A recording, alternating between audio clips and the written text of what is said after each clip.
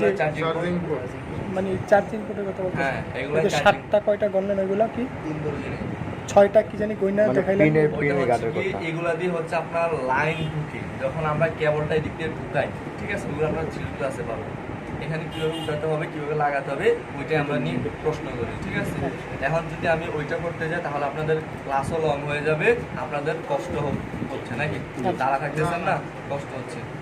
বুঝি না আমরা হয়তো ক্লাস করছেন আপনারা, এখন 40 দিন কষ্ট করতে আসছেন, একটু কষ্ট করতে হবে নাকি।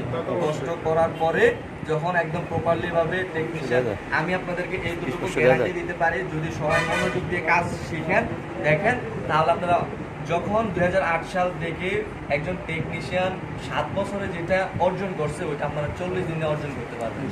যখন আপনারা উপরে যাবেন নিচে আসবেন, উপরে যাবেন নিচে আসবেন, 10 দিন পরে আপনারা রিয়েলাইজ করতে পারবেন। তবে প্রপারলি ভাবে মনোযোগ দিয়ে